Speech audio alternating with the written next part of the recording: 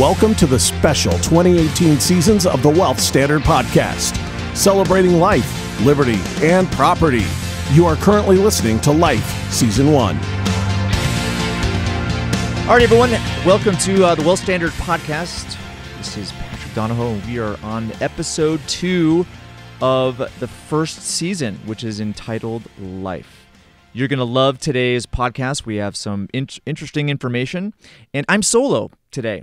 But I want to remind you that we did change formats in regards to our podcast. So this season is going to be fully dedicated to the principle of life. And I'm going to get to that in just a second.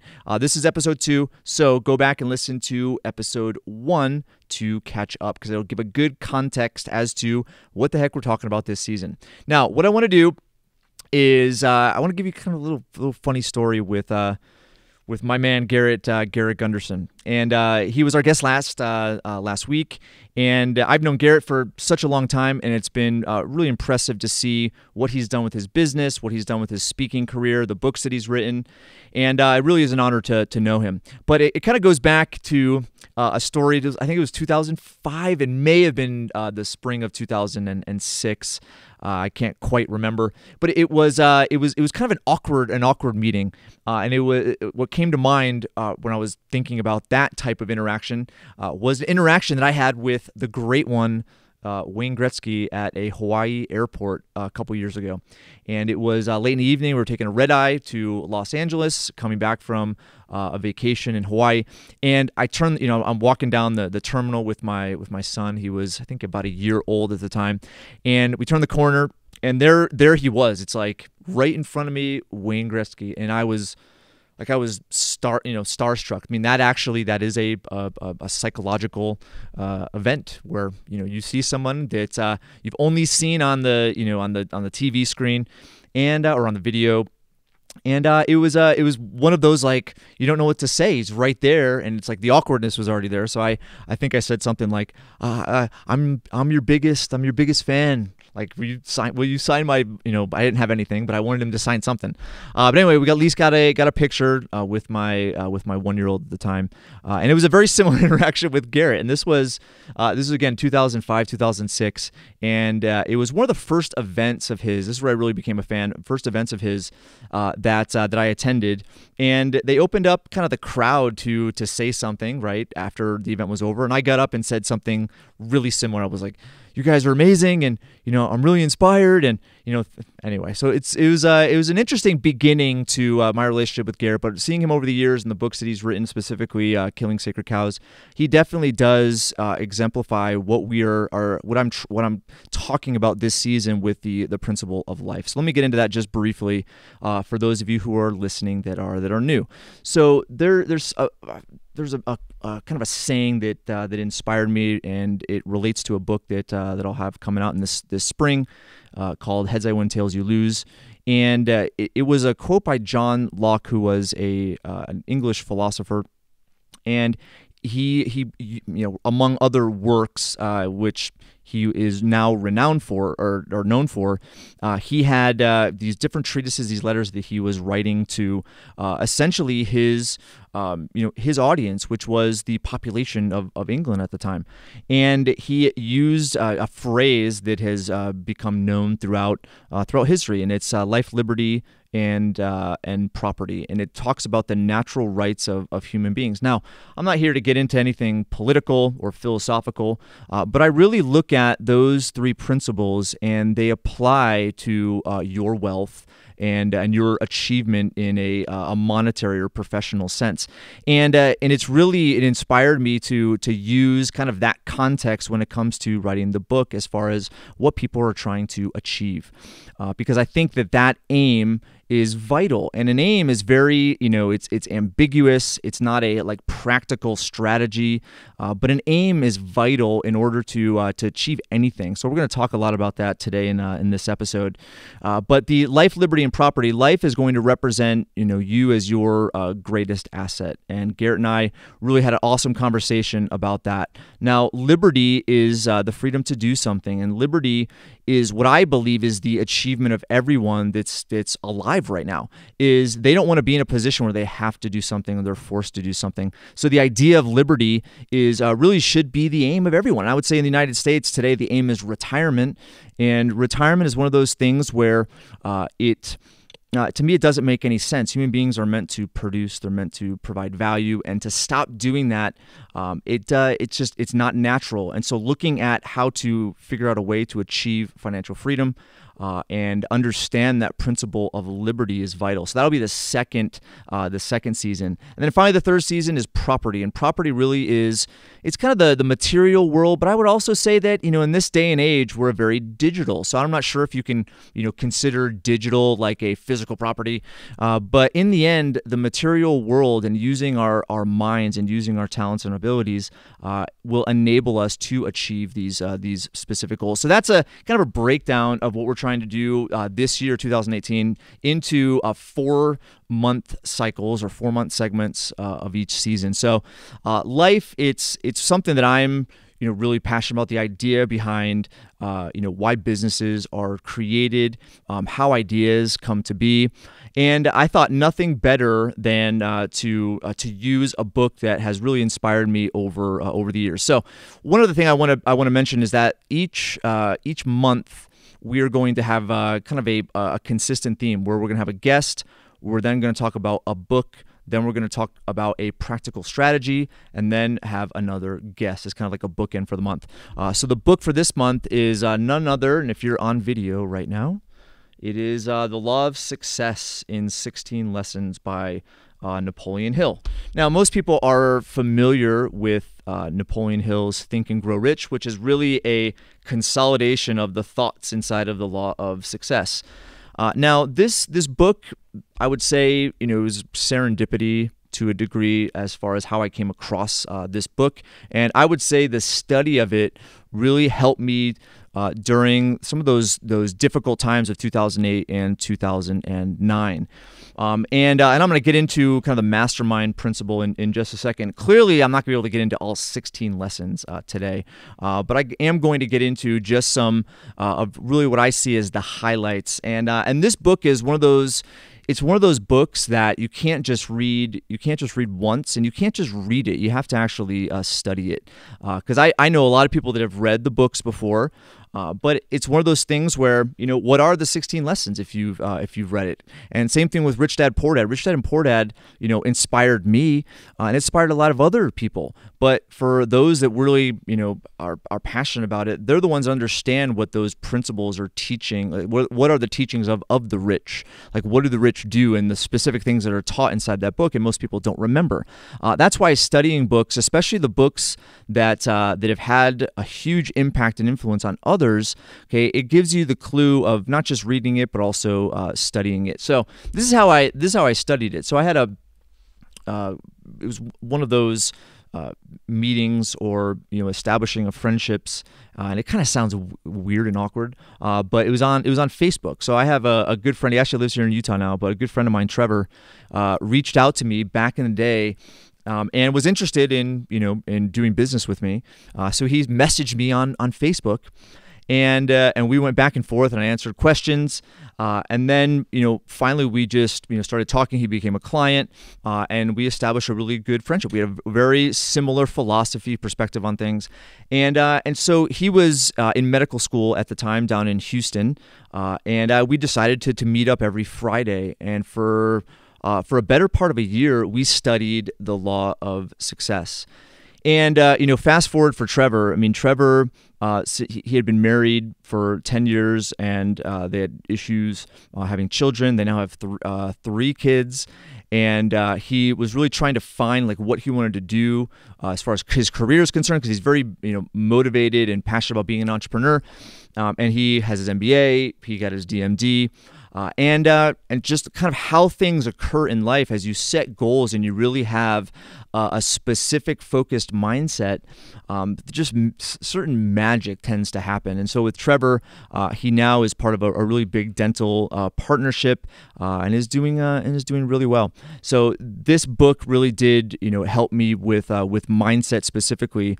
But I would say it's one of those. Heard an example recently of your belief system and what you think about and how your behavior works, and it was basically that it is similar. Your philosophy in life, your thinking process, it's kind of like a bucket that has holes.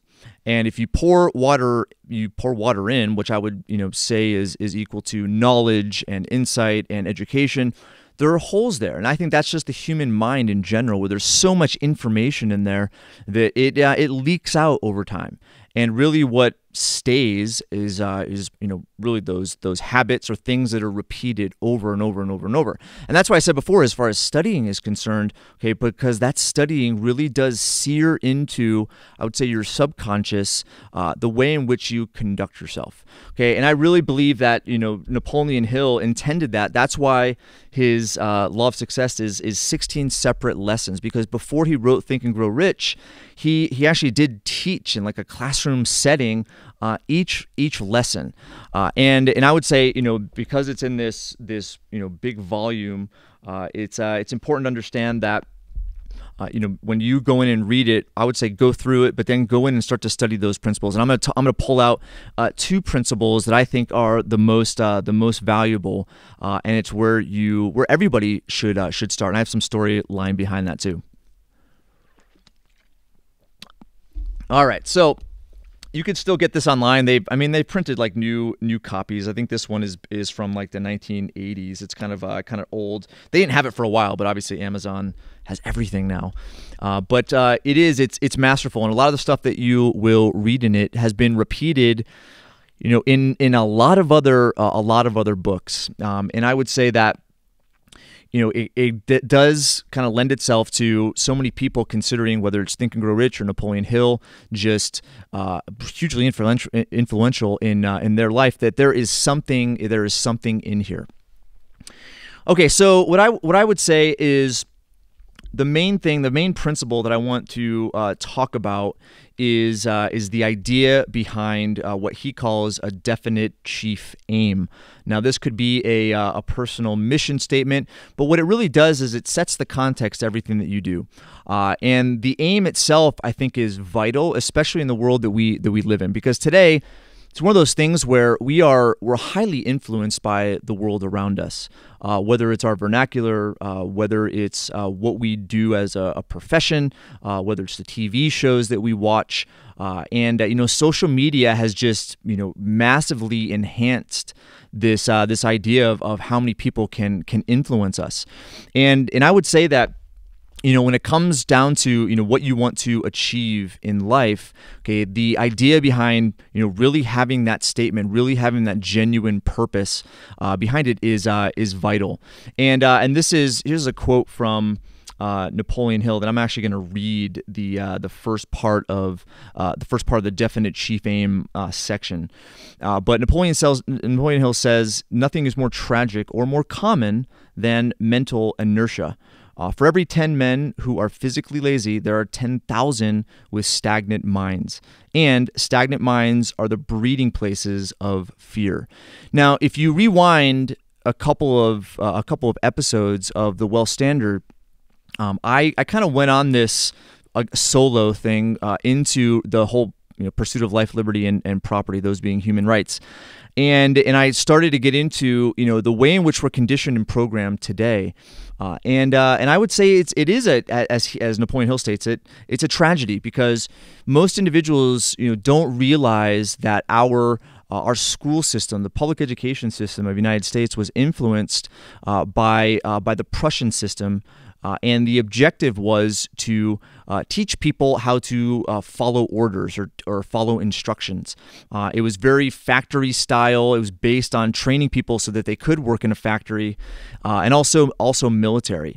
And then you look at Horace Mann and instituting that type of framework in the United States. Today, we're all influenced by that, because number one, most of us went to that type of school system, and then most everybody else did as well. So the way in which the thinking occurs, it's kind of in perpetual motion. And so the idea behind what Napoleon Hill is saying is profound, because it's one of those things where, because we're taught to take instruction and to follow to-do lists and follow checklists, okay, that the approach, I would say, is in a sense anti-human, because human beings, what sets us apart from like a chimpanzee or sets us apart from another animal or mammal, is the fact that we can think and come up with solutions. But a solution isn't following an order. Okay, there are two different behaviors. And so the idea behind, following orders, it's ingrained in us. And I think this is why, we have the employment sector that we have right now, okay, which is very dictatorial. But I would say that it's because it's not human, you start to see some revolt against it. I think there's been a lot of social movement inside of employment. Okay, and obviously specifically with some of the the more extreme cases over the last few months with harassment in the workplace. But the idea is that everybody has this mentality. In order to break away from it, you have to understand the principle that your thinking patterns is where everything starts. That's where your world is. And the outside world sometimes, because we're taught to take orders, the outside world can have a profound influence on what we do, how we feel, what we're afraid of, what risks we're willing to take, and in the end, it's one of those, just one of those things that's destructive. So the idea behind just coming up with your chief aim, coming up with your mission statement, your purpose, it is a very difficult thing to do, because if you think about the influence that we've been told what we should think. We've been told what we should do, and that carries into the retirement world and the money world as well. Okay, we have financial celebrities that tell you what to do. Okay, you have books that tell you what to do. In the end, I wouldn't say that those instructions are not relevant, but they should not be leading. You should be leading. And I think individuals, as we have our singular kind of frame of mind when it comes to our lives, it's different and unique to everyone else. It's really coming up with that idea, which is what do you want? What are you here for? What are you going to do? And it's you coming up with that, not somebody telling you. Now, as far as the idea of you as your best asset, Garrett and I covered quite a bit of it. Okay, doing that requires setting goals. It requires seeing ways in which you're going to achieve something. But I would say the definite chief aim is the context by which you're doing all of that. So I'm going to go ahead and read and then this first section. I actually don't have it bookmarked. Let's see here. All right.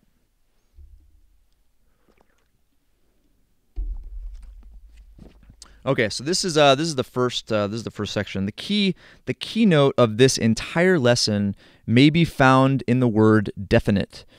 It is most appalling to know that 95% of the people of the world are drifting aimlessly through life without the slightest conception of the work for which they are best fitted, and with no conception whatsoever, or even the need of such a thing as a definite objective toward which to strive.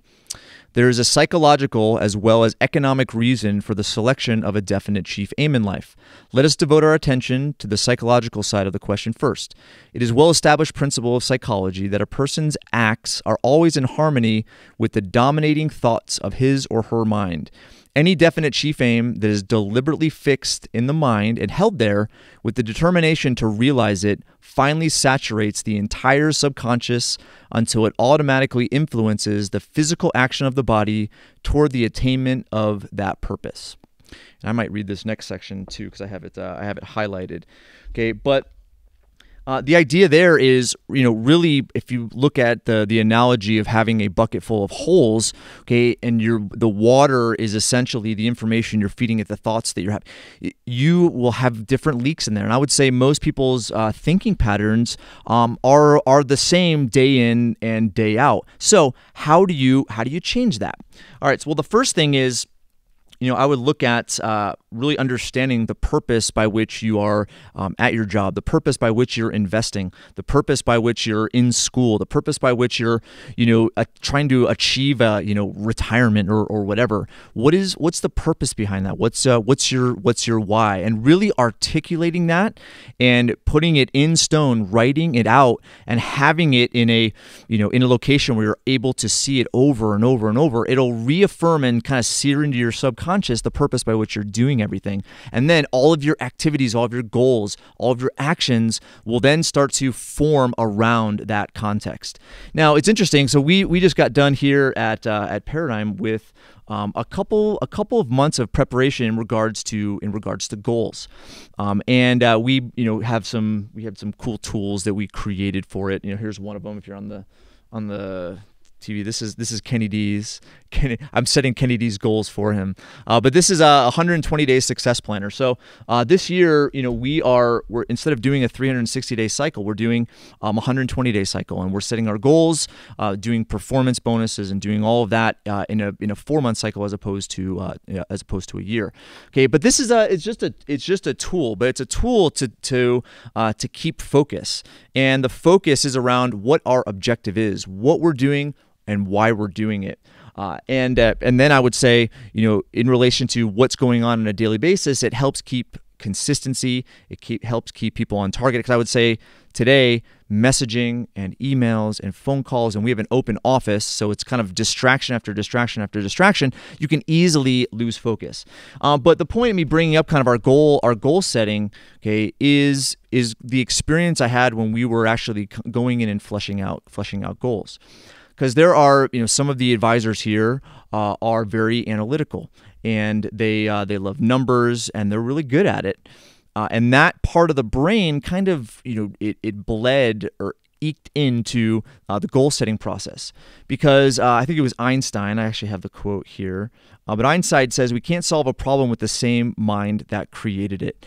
So the idea behind setting something above and beyond the targets that they had set previously and achieved, okay, it has to be a new mind. And sometimes you're not able to calculate really, what you're going to do or how you're going to do it right now. And that sometimes is the risk associated with goals, or the faith that's necessary in order to set a goal and try to work toward it, is sometimes you don't even know if you're going to be able to achieve it. But again, going in line with Einstein's quote, okay, the mind of achieving something that's greater than you're at right now is necessary. Because if you had the mind, you'd have what you're trying to achieve already. So the idea, really was setting goals and really trying to see what individual influence somebody can make on the overall well-being of the company. And it was an interesting experience. But what we got down to is the goal itself, okay, has to have another kind of contextual meaning to it, because achieving a dollar amount, okay, money, and we've talked about this before on the podcast ad nauseum, but money is just paper and ink, or they're numbers on a computer screen.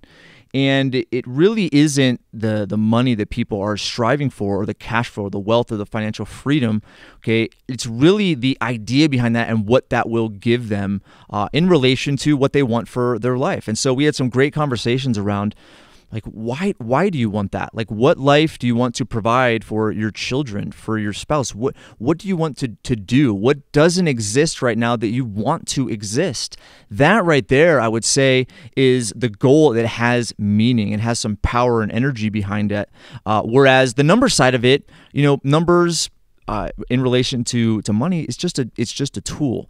So really looking at some of these principles, I know this, for some of you, it may be repetitive to what you hear on other podcasts or what you read in books, but you're seeing so much repetition for a reason. And as I've kind of prepared for the podcast and got back into the book a little bit and some of my notes, it's profound, like the time frame in which all of this took place. Because Napoleon Hill, I mean, he's not alive anymore. He's long since passed. But he was just one of many that really owned these principles and owned this way of looking at things and just the overall value of thinking. And I'll list a few of them. I mean, it was he references Andrew Carnegie, and I know that there's a book out there that's an interview between Napoleon Hill and Andrew Carnegie, corroborating all of these ideas. Henry Ford, Thomas Edison, Charles Schwab, John D. Rockefeller, James J. Hill, John Wanamaker, and then you had other authors. I would say Napoleon Hill was kind of right in the middle, and he has by far the best-selling book, The Think and Grow Rich. But you have James Allen, Dale Carnegie, you have Charles Hannell, Earl Nightingale, Wallace Wattles, William Atkinson, Joseph Murphy, Thomas Troward, Prentice Mulford. These are guys that lived at the turn of the century. And I would say as I was thinking through this and I was preparing for today, I was like, if I chose to live, the time that I would choose to live is either right now, okay, or back kind of at the turn of the century. I think that at the turn of the century, there was so much revolution going on with the world. The world was, now obviously it resulted in world wars and other things, but I would say that during that period of time, the Industrial Revolution was taking place. Discovery of all sorts of existing pieces of the universe, whether it's by Edison or Nikola Tesla. I mean, it was amazing some of the discoveries that were taking place. And really, you go into the memoirs and the biographies of some of these icons, and they had very similar belief patterns. And as I look at what's going on in our day and age, I see the same parallel. You have those like an Elon Musk or a Jeff Bezos, and they have a focus and they know exactly what they're trying to accomplish. They understand the purpose behind that definite chief aim. That is like their North Star, the context to why they're doing what they're doing. Now, one thing that I've done as far as this 120-day success planner is concerned, we try to make it, for each of our team members. And I got a lot of these ideas from Craig Ballantyne's Perfect Day Formula. And Craig's been on the show a couple of times, but it's very simple, and it keeps very focused on a daily basis. There's time blocks, there's recaps, there's priorities for the next day. It keeps everything in tune. But I got a lot of the ideas as far as how we executed it from this journal, which is called the Daily Greatness Journal. Now you hear journaling, and it's one of those things where it's like you get a journal and it has just blank pages. What I love about the way in which we've created our success planner, as well as our Daily Greatness Journal, is that it's a guided journal. It basically, has an outline of all the different, ways that you can set goals, and it helps you contextualize those goals. So here, and we did this for the company, but it has a health and body goal, an emotional goal. It has financial goals. It has KPI, key performance indicator goals. But then it goes into what is the goal? Why do you want it?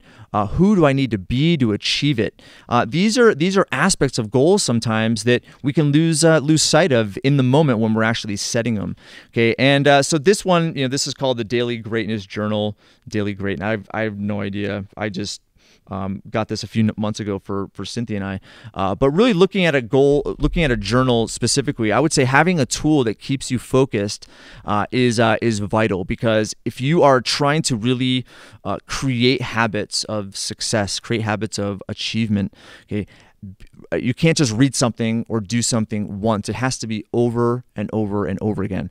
And it was interesting this last couple of months. My parents, who live on the East Coast, were staying with me, and they're in their 70s now, and it was just interesting. I mean, I only see them a couple times per year. Obviously, we talk. They talk more with the grandkids than they do with me.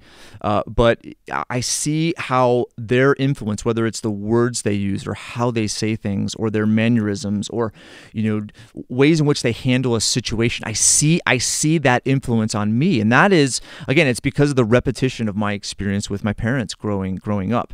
And that same element or that same dynamic is part of your, is really part of your life as well, whether you want to believe it or not.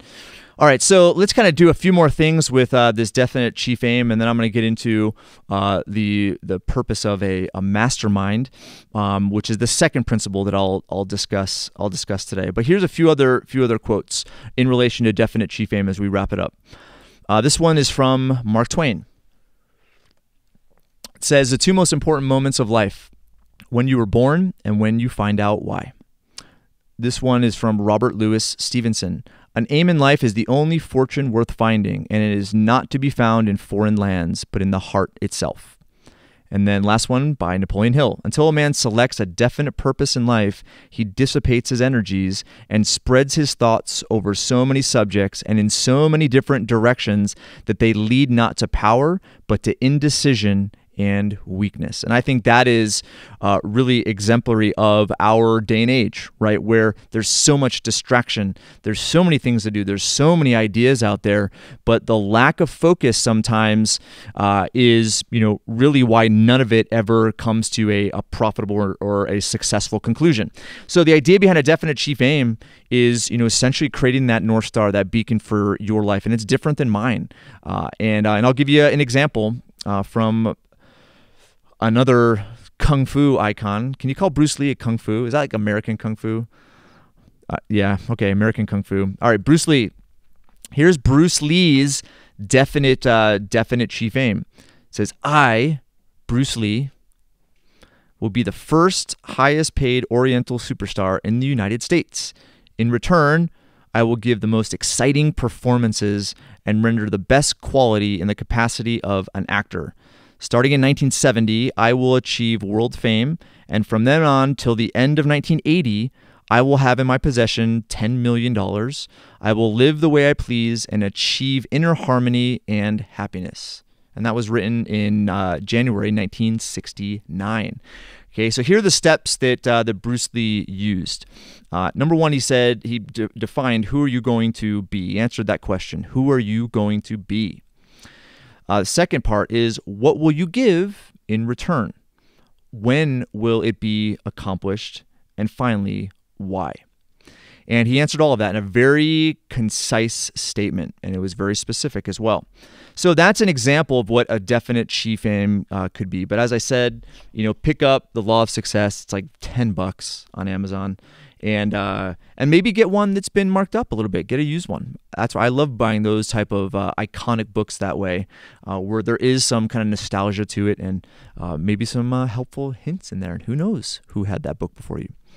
All right, so that's a definite chief aim. Let's move on to what I would say has also been one of those other impactful things that I decided to do right during the I would say gulf of misery of 2008 and 2009, as I was transitioning from one business partnership into kind of the solo idea with a few team members, and that is the mastermind group. Now, the mastermind group, it's there's so many different ways to do it, but it first occurred with Trevor, and our ability to really see one another's perspectives, which were different. We had a very similar philosophy. However, the idea of going back and forth and what about this and what about this, okay, it helped kind of create two perspectives, which I would say could be combined into one perspective, right? So that's the idea of a mastermind, is it creates another mind as part of the group. There's another really cool book that I read a few years ago that's called Where Good Ideas Come From, and it's a very similar dynamic, and it talks about it more in a business sense, where you do have groups or you do have discussion, and in that discussion, ideas naturally come about. Whereas if you're doing it in a very singular fashion, then ideas are less likely. And that is, again, going back to the whole school system idea. I mean, we're taught what to do, how to do it.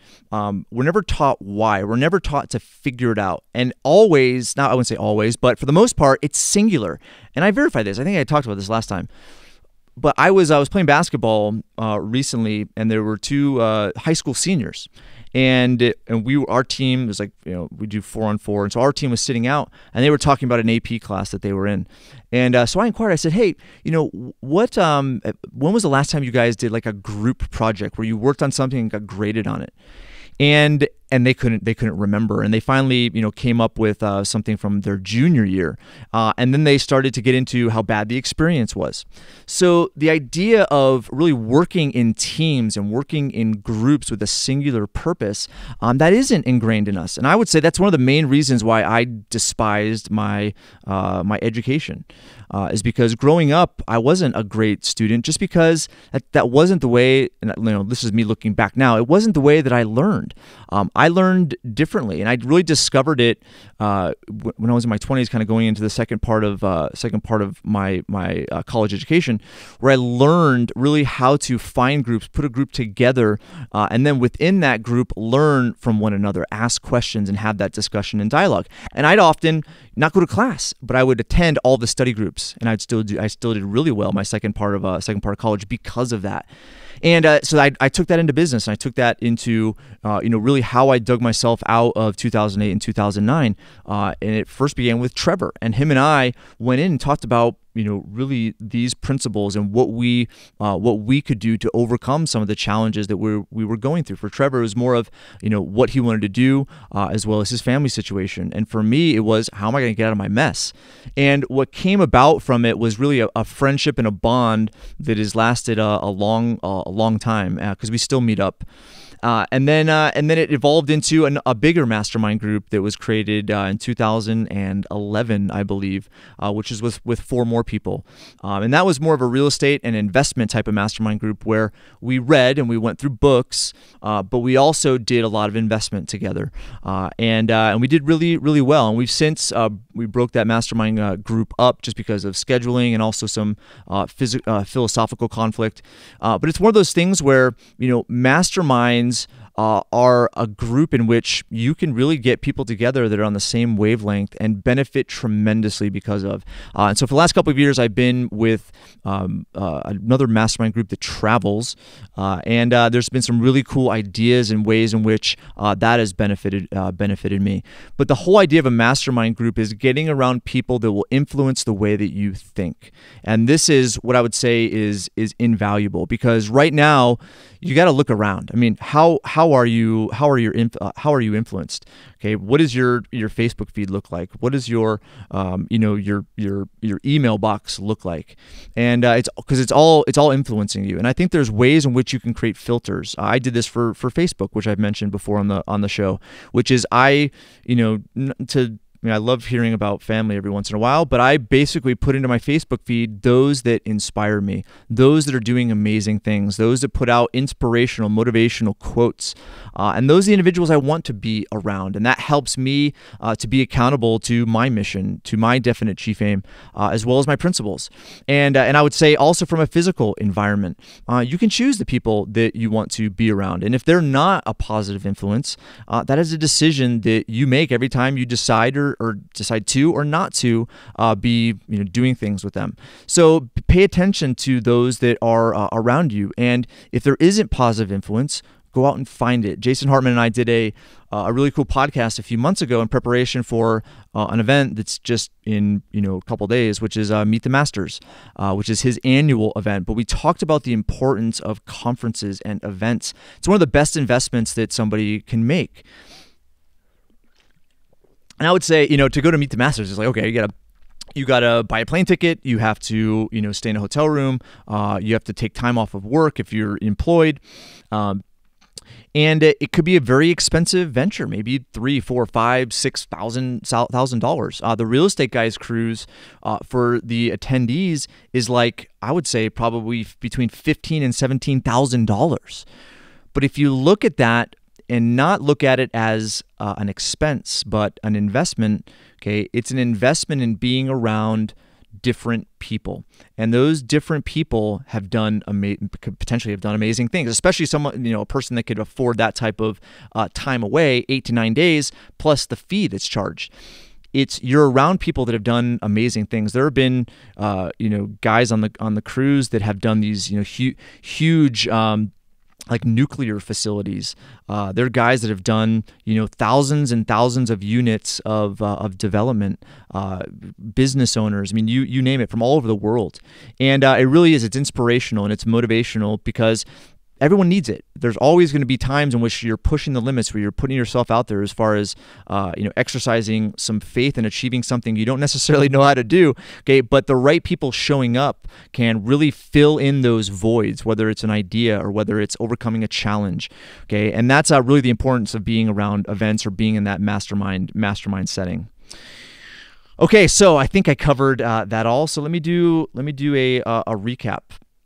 So for this episode, my intention really was to expand on the principle of life, which is you are your greatest asset. Okay, most people look at the outside world and they see freedom inside of a piece of property, or in a bond, or in a stock, or in Bitcoin.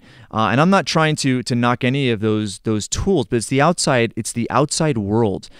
What I've seen in my experience with thousands of people is that the number one asset that they've always attested as to what has created success and freedom is themselves. And that is the books you read, the people you're around, the mindset that you choose to adopt, the principles that you choose to adopt.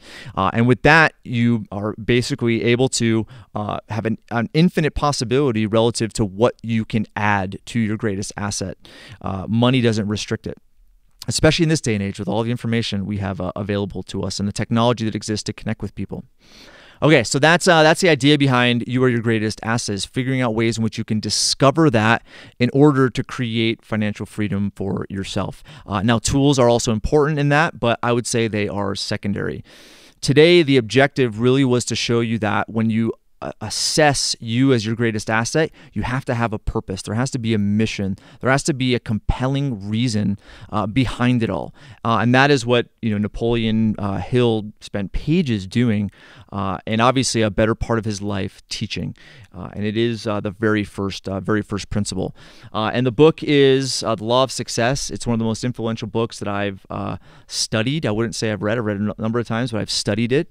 And really it's helped create a mindset for me, which I would say I'm probably the best example of a bucket with holes, where I have to keep going back and filling it with information more and more and more in that same wavelength, because information gets lost. Our subconscious protects us, protects our mind, right? Because of all the information that we are absorbing on a minute by minute basis. Okay. And then the second part of it was the mastermind group. Now you could form your own, you can do virtual ones, especially with this day and age and video conferencing, and Skype and Google Hangouts. I mean, there's so many different tools that you can do it. Okay, or going to events, being around those that will inspire you, that will influence you to be better, to do more, and to really understand your greatest asset. All right, that's all I have for you, and it's been fun. Hopefully you guys can glean something from this amazing book. So, Law of Success, Napoleon Hill. And then Daily Greatness Journal. We'll put some links on the website for that. But what I wanted to do as we conclude is I want to offer up a special interview that I did that fits in line with our theme this season, which was by a public speaker, and it's more of a public speaker mentor, and she does some public speaking, but her name is Julia Wonar, and I did a really cool interview with her. And so if you guys will email us at podcast@paradigmlife.net, and you can also go to our newly designed website, thewealthstandard.com, and we'll have some of the links on there as well. But we'll put that interview, kind of a special behind-the-scenes bonus interview with Julia Wonar. So if you guys would email us, we will give you access to that. Okay, that's all that I have for you. Next week, we're going to talk about strategy. And it is some things, practical, pragmatic things that you can do to take a step toward financial freedom and financial independence. So stick with us to that point. Okay, so that's a wrap. So if you guys wouldn't mind getting onto iTunes and leaving us a positive review, that would be super helpful to help us get this message out to more people. Also check out the new website and in the show notes, and we'll put the links to the tools that were mentioned on the show there. And I wish you guys a great success this week, and we'll see you next week. Thank you for joining us as the Wealth Standard Podcast spends all of 2018 celebrating life, liberty, and property. Be sure to leave us a review on iTunes, and we'll see you on the next one.